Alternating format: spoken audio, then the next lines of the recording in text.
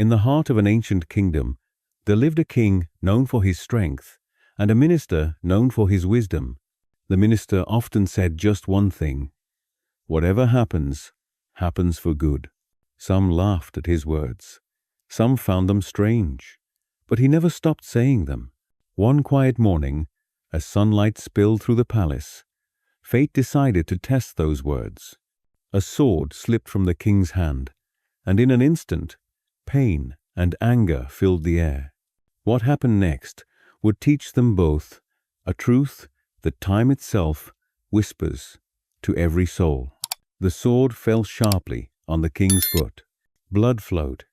One finger was gone.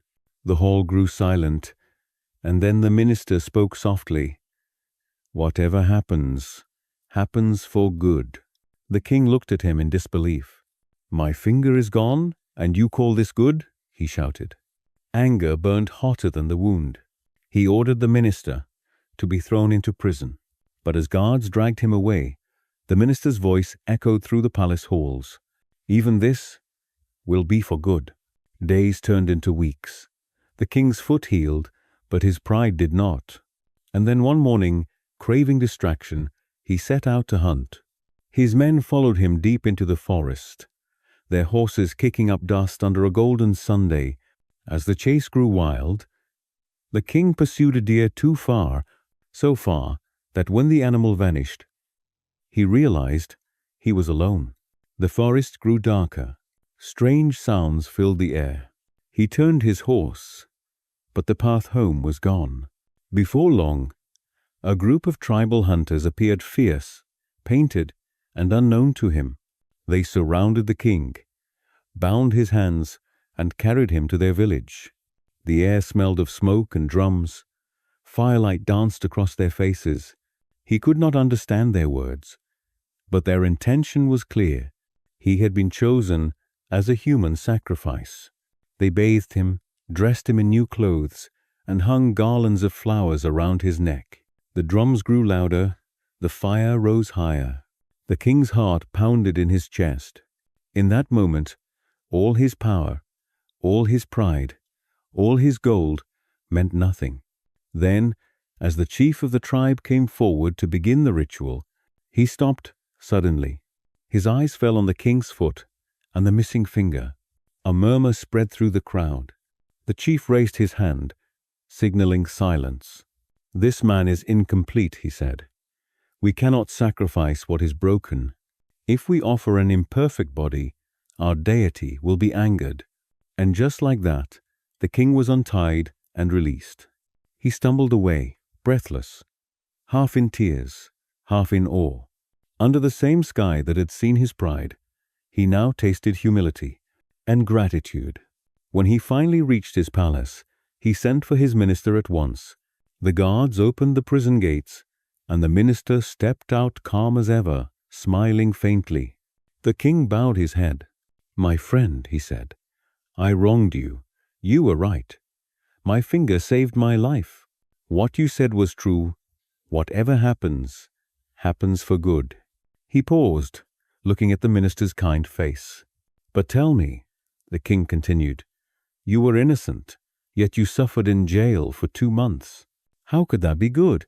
The minister smiled, not with triumph, but with understanding. "My lord," he said, "had I not been in prison, I would have been with you that day. When the tribe saw your missing finger, they released you, but I am whole. They would have chosen me for the sacrifice. So you see, my imprisonment, too, was for good." The king sat in silence. The words sank deep into his heart like gentle rain. He realized that life is not always what it seems. What feels like punishment may be protection. What looks like loss may be grace in disguise.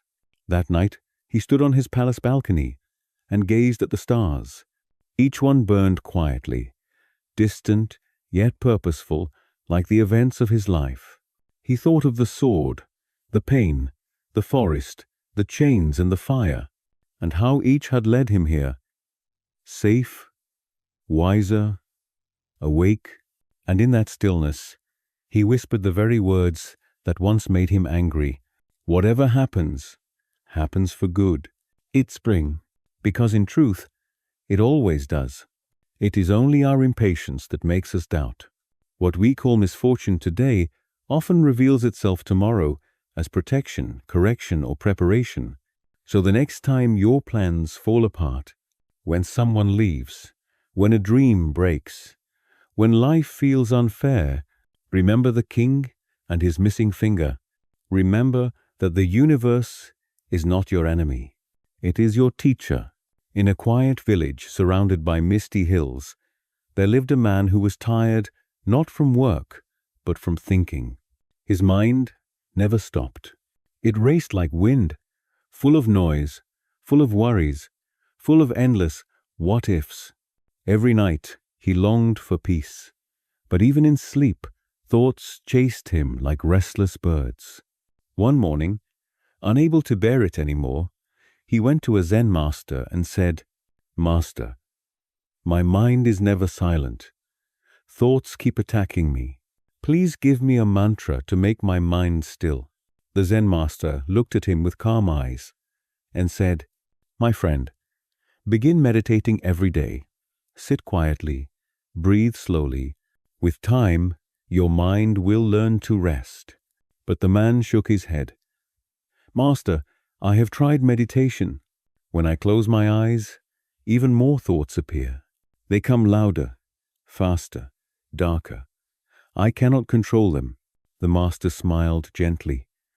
"That is how the mind behaves in the beginning. The clouds always grow darker before the rain clears the sky. Keep meditating, and you will see the storm pass." But the man interrupted, frustrated. "No, master. Meditation is not for me. Please, I beg you, give me a mantra instead. A simple word, something to silence my thoughts." The master saw the man's impatience and said softly, "Very well. If a mantra is what you want, I shall give you one. But remember, there is one condition." "Oh, Leo." He leaned close and whispered the mantra in the man's ear, a soft string of ancient syllables, then added, "While you chant this mantra, never think of a monkey. If a single thought of a monkey enters your mind, the mantra will lose its power." The man frowned, confused. "A monkey? Why would I think of a monkey? I have never thought of one in my life." "Do not worry, master. I will follow your words." He bowed and left, smiling with confidence. That evening, he sat alone in his room. The lamp flickered softly as he closed his eyes and began repeating the mantra. But as soon as he started, the master's warning echoed in his head. "Do not think of a monkey." And instantly there it was, a monkey, then another, dozens of them swinging through his mind, jumping from branch to branch, laughing, chattering, dancing through every corner of his imagination. He opened his eyes in panic. What is happening? Why can't I stop thinking about monkeys? He tried again, chanting louder, faster, but the harder he tried to push the monkeys away, the stronger they came. His mind became a jungle of noise. By nightfall, he saw monkeys in everything, in the shadows on the wall, in the faces of his family, in his dreams, even in his prayers. By morning, he was nearly mad. He rushed back to the Zen master, his hair disheveled, his eyes wide. "Master," he cried, "what have you done to me? Yesterday, I never thought about monkeys. Now, they won't leave my mind for even a second." The Zen master smiled, not mocking, but kind. He said softly, "Sit down, my friend. Stop chanting the mantra, just sit. Do nothing. Don't try to stop the monkeys. Don't try to erase them. Just watch them." The man Saturday, he closed his eyes, and for the first time, he did not resist. He let the monkeys jump. He let them shout. He simply watched. After a few moments, something miraculous happened. The monkeys began to fade. Their laughter softened. The noise quieted. His breathing slowed. When he opened his eyes again, the master said, "Do you see now?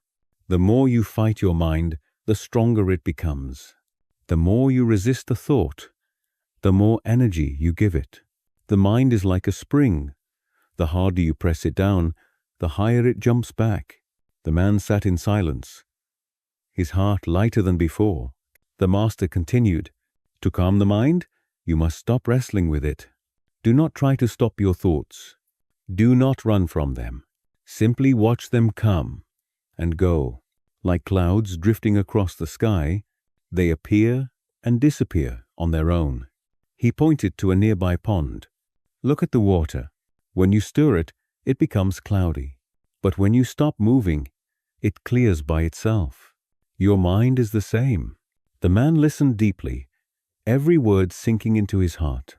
The master continued, "When you meditate, old memories rise like dust in sunlight. You think meditation is making your thoughts worse, but in truth, it is cleaning the house of your mind. All the hidden impressions, the garbage of the past, come to the surface before they leave forever. So, when thoughts come, don't be afraid. Just watch. Don't fight. Don't feed. Don't flee. And slowly, the noise will fade. What remains will be silence not empty, but peaceful, alive." The man bowed with gratitude. That day he didn't ask for another mantra. He didn't ask for shortcuts. He simply sat quietly and began to watch his mind breathe. Days turned into weeks. The monkeys still came, but fewer now. They jumped. He smiled. They chattered. He breathed. Until one morning, there was only stillness. And in that stillness, he heard something he had never heard before. The sound of his own peace. Your mind is not your enemy. It is your teacher. It shows you what you hold, what you fear, what you cling to. Don't try to silence it with force. Just sit, breathe, and watch. When you stop fighting your thoughts, they lose their power. When you stop running, you begin to rest. And in that rest, peace finally blooms. So today, stop chasing quiet, become it. And if this story touched your heart, share it with someone who cannot stop thinking. And don't forget to subscribe to Wordy Tales, where every story reminds you. Stillness is not found, it is remembered. And everything it takes from you, it replaces with something wiser. Life will not always give you what you want, but it will always give you what you need to grow. So, when something goes wrong, don't ask, "Why me?" Ask, "What is this teaching me?" Every heartbreak, every delay, every failure is a step designed to bring you closer to your truth. Trust the process. The universe knows what it's doing. If this story brought peace to your heart, share it with someone who needs light in their dark moment. And don't forget to subscribe to Wordy Tales, where every story reminds you nothing is ever truly wrong. It's just not finished yet.